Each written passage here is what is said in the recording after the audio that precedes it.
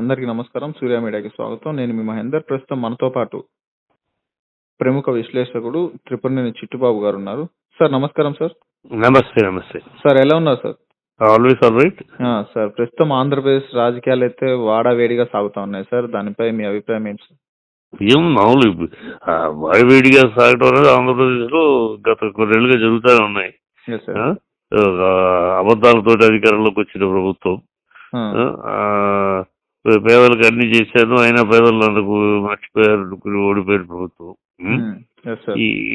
ఈ నిజాలు అబద్ధాల మధ్య జరుగుతున్న గొడవ జరుగుతూనే ఉంది కదా సార్. అయితే అవన్నీ ఒక సైడ్ అయితే ఇప్పుడు వైఎస్ఆర్సీపీ పార్టీకి వెన్నెముక లాంటి విజయసాయి రెడ్డి గారు రాత్రి రాజీనామా చేయడం కానీ ఈ రోజు రాజీనామా చేయడం పై దానికి వైసీపీకి ఏమైనా నష్టం చేకూరుతుందా సార్? వైసీపీకి నష్టం అంటూ ఏముండదమ్మా. ఇప్పుడు విజయసాయి రెడ్డి గారు పొలిటీషియన్ కాదు సార్.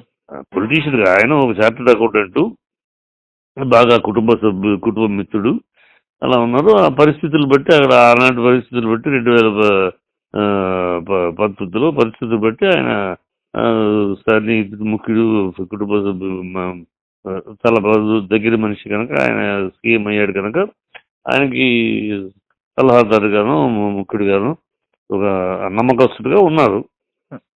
ఆయన రాజకీయం ఆయన జీవితం కాదు. ఆయన జీవితం ఇది.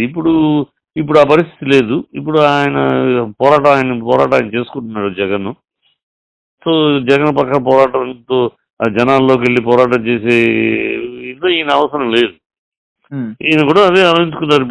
అప్పుడు అంటే ప్రజల్లోకి వెళ్ళడం గొడవ, జనాలు ఆయన వెళ్ళారు, అధికారంలోకి వచ్చారు ఫస్ట్ టైం కనుక తోడు ఉండాలి, సహకారంగా ఉండాలి అని ఆయన రాజకీయాల్లోకి వచ్చాడు. అంటే వైసీపీ అంటే తీవ్రంగా ముందు వైసీపీ అభిమానులు అయితే కానీ వైసీపీ కార్యకర్తలు కానీ తీవ్ర మౌనంగా పాటించే పరిస్థితి ఉంది సార్. ఎందుకంటే విజయసాయి రెడ్డి ఫస్ట్ నుండి కూడా అంటే సోషల్ మీడియా సైనికులకు కానీ అందరికి అందుబాటులో ఉండి కింది స్థాయి కార్యకర్తను కూడా బాగా పట్టుకొచ్చే పరిస్థితి ఉంది కదా సార్. అంటే అది ఉంది. దానివల్ల పార్టీనేమో విజయసాయి రెడ్డి గారి వల్ల పార్టీ నడుస్తుంది కాదు కదా. ఇక్కడ ఇప్పుడు జగన్ పార్టీ అనేది, వైఎస్ఆర్సీపీ అనేది జగన్ అండ్ జగన్ పార్టీ. జగన్ బట్టే నడుస్తుంది, జగన్ బట్టే కూర్చుంటుంది, జగన్ బట్టే నుంచుంటుంది.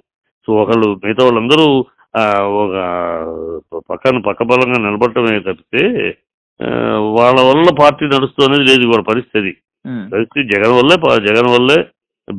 By Jagan, of Jagan, for Jagan, అంతే.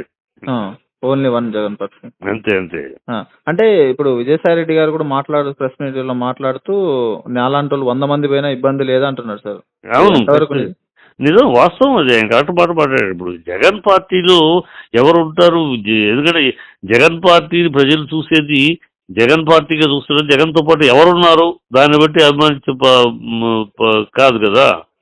జగన్ బట్టి కార్యకర్తలు, జగన్ బట్టే పార్టీ. జగన్ పక్కన ఎవరున్నారు? ఉండేవాళ్ళు ఉంటారు, పోయేవాళ్ళు పోతారు. దాన్ని ఎవరు ప్రజలు పట్టించుకునే పరిస్థితులు లేరు. కార్యకర్తలకు ఎందుకు జగనే, అన్ని జగనే, అంతే. తానే జగనై నడిపి అలాగే ఉంది పార్టీ. ప్రజల దృష్టిలో కూడా అంతే. ఎవరు మిగతా వాళ్ళని బట్టి పార్టీ అనేది వాళ్ళు ఎవరు అనుకోవట్లేదు ఇప్పుడు కూడా. ఇప్పుడు మిగతా పార్టీలకి జగన్ పార్టీకి ఉన్న తేడా, Jagan party YSRCP one man one Jagan, అంతే. జగన్ బట్టి వాళ్ళు 40% ఓట్లు పడ్డా జగన్ బట్టే పడ్డాయి. ఆ జగన్ పేరు కోసం పడ్డ ఓట్లే 40% ఓట్లు కనుక అది వాస్తవం. ఎంతమంది వచ్చినా పోయినా ఆ పార్టీకి పోయేది ఏం లేదు సార్. అయితే విజయసాయి రెడ్డి గారు అంటే మన రీసెంట్ గా అమిత్ షా వచ్చిన కానిండి కొంచెం డిఫరెంట్ గా ఉన్నాడు. ఆయన కొంచెం పార్టీ కాల్స్ ఎత్తకపోవడం కానీ అదంతా నడుస్తుంది. ఆయన బీజేపీలో చేరే అవకాశం ఉందని కూడా ఒక సైడ్ వాదన వినిపిస్తా ఉంది సార్. దానిపై మీ అభిప్రాయం ఏంటి సార్? బీజేపీలో చేరతాడని నేను అనుకోను సార్. ఆయనకి అబౌట్ ఉంది. ఇప్పుడు ఈ వయసు ఆయన రాజకీయ నాయకుడు కాదమ్మా. ఆ పార్టీ నుంచి ఈ పార్టీకి వెళ్ళడానికి ఆయన ప్రొఫెషనల్. ఓన్లీ అనుకోని పరిస్థితుల్లో రాజకీయాల్లోకి వచ్చాడు. అనుకోని పరిస్థితుల్లో జగన్ ఉన్న మిత్రతో కూడా జగన్ తోటి దానివల్ల రాజకీయాల్లోకి వచ్చాడు. ఇప్పుడు ఆ రాజకీయాలకు ఆయన, ఎందుకంటే ఆయన కప్ ఆఫ్ టీ కాదు రాజకీయాలు. ఆయన cup of tea only chartered accountancy. ఇన్ని సంవత్సరాలుగా 50 ఏళ్ళుగా చార్టర్డ్ అకౌంటెన్సీలు ఉండి గత 10 ఏళ్ళే కదా రాజకీయాలు ఆయన. కనుక ఎనఫ్ ఈజ్ ఎనఫ్. మనం అప్పుడు అవసరాన్ని బట్టి పార్టీకి జగన్ అండగా ఉండాలని వచ్చాం. ఇప్పుడు అయిపోయింది. జగన్ కి అండ కాదు, జగన్ ఫైట్ చేసుకుంటున్నాడు. ఇక రాజకీయంగా చేయగలిగి పక్కన నువ్వు వెళ్ళి నుంచుంటావు కదా. ఉమ్, పక్కన వెళ్ళి నుంచోటానికి ఎందుకు? సో ఈయన బయట ఉండే ఎప్పుడైనా ఆ సలహా సంప్రదింపు ఎప్పుడైనా దగ్గర మనిషిగా ఎప్పుడైనా ఉంటుంది కదా, పదవిలో ఉండాలని లేదు కదా. సార్ ఒక సైడ్ పదవిలో అయితే ఒక సైడ్ కొంత వర్గం అయితే ఏమంటున్నారంటే జగన్ కావాలనే రాజీనామా చేపించి ఆయన్ని గ్రౌండ్ లెవెల్లో వర్క్ చేయడానికి ఒక పంపిస్తుంది అన్నట్టుగా చెప్తున్నారు సార్. దానిపై మేము అది నీకు తెలియదు, వాళ్ళ ఊహాజనితపు మాటలకి జగన్ పంపిస్తారు. జగన్ ఎందుకు పంపిస్తారు? జగన్ ఎవరిని వెళ్ళమని అనడు, రండి అని ఎంటపడడు.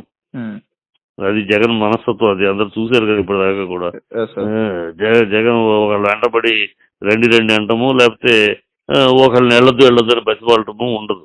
వీళ్ళు ఎవరు వెళ్తున్నావా సంతోషం, వచ్చావా సంతోషం, అంతే. అతని స్టైల్ ఆఫ్ రాజకీయం అంతే.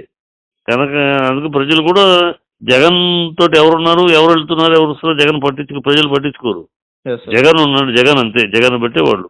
రేపు ఇవాళ 40% ఓట్లు వేసినా రేపు 60% ఓట్లు వేసినా జగన్ బట్టే పడతాయి, అంతే. సార్ అయితే రానున్న రోజుల్లో మిగిలిన అంటే ఎంపీలు కానీ లేదంటే కొంతమంది ఉన్న ఎమ్మెల్యేలు కానీ మాజీ ఎమ్మెల్యేలు కానీ భారీగా పార్టీలు మారే అవకాశం ఉంది కదా సార్ ఆంధ్రప్రదేశ్ రాజకీయాలలో. దానికి ఏ విధంగా దారి తీసే అవకాశం ఉంది? దానికి ఏముంది, ఆంధ్ర తెలంగాణ మన ఉభయ రాష్ట్రాల్లో మన రాజకీయ అంత దరిద్రంగా హీనంగా ఉన్నాయి. పదవి లేకపోతే నిద్ర పట్టలేని పరిస్థితిలో ఉన్నారు ఎవరికాళ్ళు. పదవి లేకపోతే పార్టీ సిద్ధాంతం లేదు, ఏమి లేదు. ఏ పార్టీ ఒక పద్ధతి, ఏమి నీతి రీతి ఏమి ఉండదు. పదవి వస్తుంది అనుకుంటే ఈ గడప నుంచి ఆ గడపకి జంపింగ్. పదవి పోతుందంటే ఇక ఇట్లాగ పదవి కోసం పాకులాడి రాజకీయ నాయకులు ఉన్న పార్టీ ఉన్న రాష్ట్రాలు మనవి. ఈ 2 తెలుగు రాష్ట్రాల్లో ఈ జంపింగ్ జలానీలు, అవసరాన్ని బట్టి జెండా మార్చే దౌర్భాగ్య రాజకీయ నాయకులు ఉంటారు. కనుక అవి జరుగుతూ ఉంటాయి. అంతేగాని నష్టమే లేదంటారు జగన్? ఏమీ నష్టం లేదు, ఏమీ నష్టం లేదు. విదేశంలో నష్టం ఏం లేదు. చాలా ఆయన పని ఇప్పుడు ఇంకా చూసుకుంటాడు. జగన్ కూడా ఇబ్బంది, ఎలాంటి ఇబ్బంది లేదు. కానీ ఆయనతో సలహా సంప్రదింపులు లేకుండా ఎప్పుడైనా అవైలబుల్. విరోధులు గొడవపడి తెగనింపులు కాదు కదా ఇది. Okay sir, thank you sir.